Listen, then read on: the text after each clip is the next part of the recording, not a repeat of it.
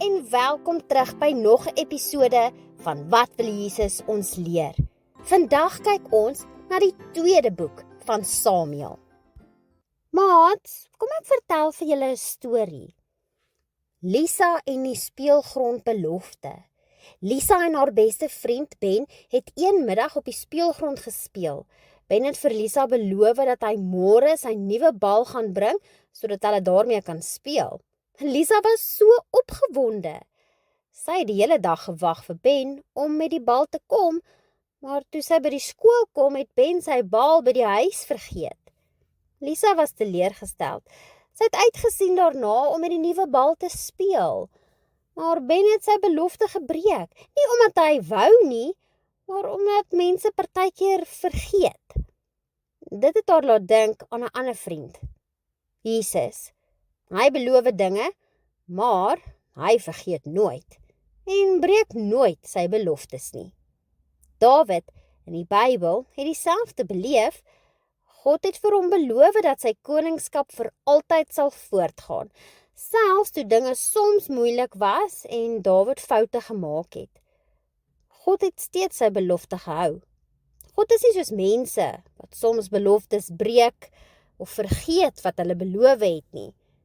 God hou altyd sy woord. Maats, Dawid het as koning van Israel gevestig geraak en wou 'n tempel vir die Here bou. Hy het met die profeet Nathan hieroor gepraat en Nathan het eers gesê dit is 'n goeie idee. Maar daardie nag het God vir Nathan gesê om vir Dawid te sê dat dit nie sy taak is om 'n tempel te bou nie.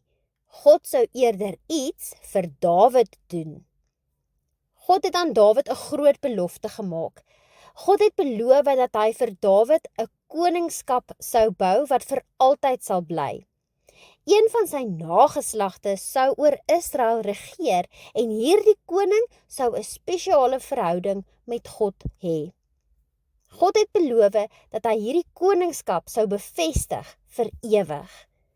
Hierdie belofte het letterlik vervul geword deur Salomo, Dawid se seun, wat later die tempel gebou het.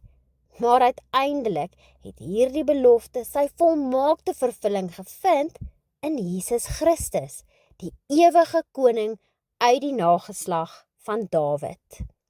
Maats, wat leer ons uit hierdie gedeelte? Ons leer 3 lesse.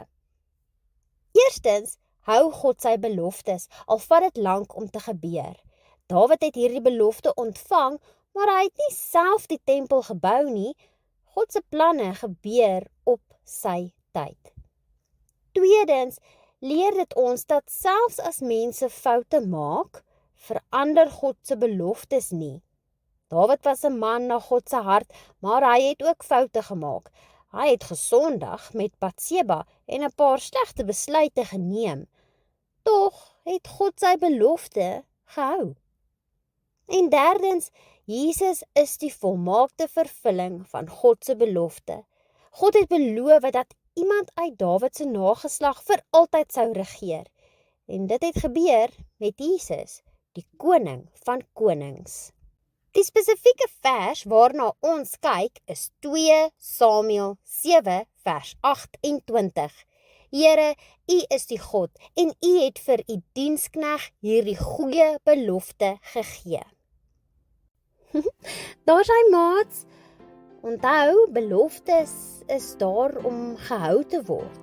Maar soms vergeet ons as mense, of soms breek ons beloftes. Maar nie God nie. God hou altyd sy beloftes en ons kan altyd op hom vertrou. Tot volgende keer. Totsiens!